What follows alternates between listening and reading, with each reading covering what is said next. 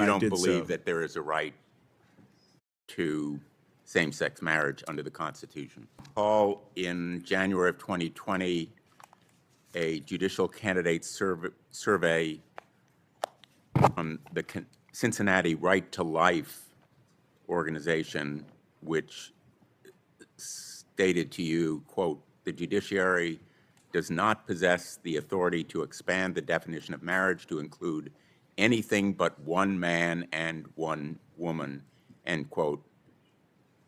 You said, quote, "I agree." Senator, I did fill out that survey and provide that answer. So but when you I don't did believe so, that there is a right to same-sex marriage? Senator, under the Obergefell decision, there is, and that is a Well, finding. this survey came 5 years after Obergefell. Do you think Obergefell was correctly decided? Senator, as a judicial nominee, it would be inappropriate for me to comment on whether a Supreme Court decision was correctly decided or not. Well, you But did it as is- a nominee for the state court. You said you disagreed that there was a constitutional right to same-sex marriage. I don't understand why you can't respond to the question now, whether Senator- Obergefell was correctly decided. It's well established as law in the United States of America. Let me ask you another question. Who won the 2020 election? 2020, Joseph Biden was declared the winner of the 2020 election by a joint session of Congress. He was declared the winner? Yes. The people of America declared him the winner. Correct? There was an election, and it proceeded through the normal procedures outlined in the Constitution, including And he state won the votes that led- popular vote, correct? As a judicial nominee, it would be inappropriate to comment on a disputed political and legal I'm asking issue. you as a matter of fact. Everybody in America knows the answer to this question. Why are you refusing to give it before this panel under oath? He won the popular vote in the 2020 election, correct? Senator, as this is a disputed political matter, and there is ongoing litigation, and as a judicial nominee, I'm not Who won permitted. who won the Electoral College in the 2020 election? A joint session of Congress determined that Joseph Biden won the Electoral College. in Did the Donald 2020. Trump lose the 2020 election? A joint session of Congress determined that President Trump did not win the Electoral College. Was the Capitol attacked on January 6th? Senator, there was violence and vandalism on that day, including with regard to law enforcement officers. I think all of that was inappropriate and wrong. And illegal. Certainly, there were court findings of There were illegality. convictions, That's correct. and people were convicted of attacking the Capitol, correct? I don't know if any court used the phrase attacking the Capitol. I think the Supreme Well, Court. wouldn't you use it to describe what happened on that day?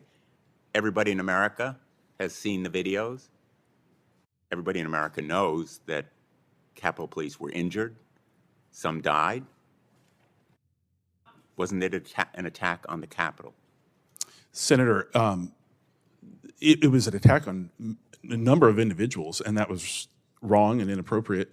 Why are you unwilling to say honestly and candidly to this committee that the Capitol was attacked?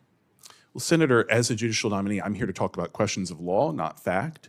I know the United States Supreme Court has No, said you're that the here Capitol. to talk about what we asked you to talk about, and questions of fact are absolutely to the point when we are asking whether you are willing to state facts honestly and candidly, because it goes to your integrity and independence. If you're going to be a lapdog to Donald Trump, which is exactly what you're indicating here by failing to answer these questions, we can't approve you as a judge. That's one of our most solemn responsibilities, to make sure that our federal judiciary is independent, above politics, and independent of Donald Trump and his fixation on the 2020 election, denying that Joe Biden won it. Joe Biden won the 2020 election, correct, Judge Byrne? Joe Biden was declared the winner of the 2020 election by a joint session of Congress. Well, I think your answers speak for themselves. And unfortunately, you have once again adopted the canned, scripted answers you've been instructed to give because you lack that essential backbone that is necessary to be a federal judge. Thank you, Mr. Senator Tillis.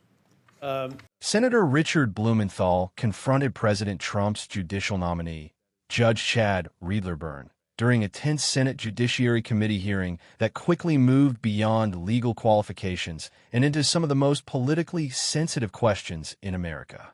The exchange began with Blumenthal revisiting a questionnaire Byrne completed during a previous judicial campaign. The senator pointed to Byrne's past statement expressing agreement that marriage should be limited to one man and one woman. Blumenthal then pressed him on whether he believed the Supreme Court's landmark same-sex marriage decision, Obergefell versus Hodges, was correctly decided. Byrne declined to give a direct opinion, arguing that judicial nominees should not comment on Supreme Court rulings that could come before the courts. But the hearing escalated when Blumenthal shifted to questions about the 2020 presidential election.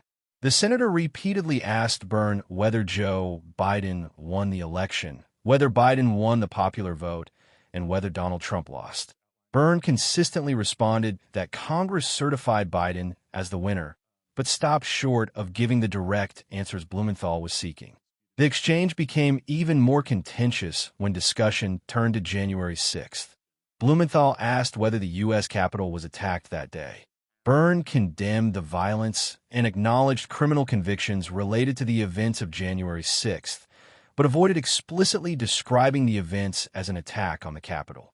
That response triggered Blumenthal's sharpest criticism of the hearing. The Connecticut senator accused the nominee of relying on scripted answers and argued that a federal judge must be willing to answer factual questions honestly and independently, regardless of political pressure. Supporters of judicial restraint may argue Byrne was following the long-standing practice of nominees avoiding commentary on politically charged issues. Critics, however, say the hearing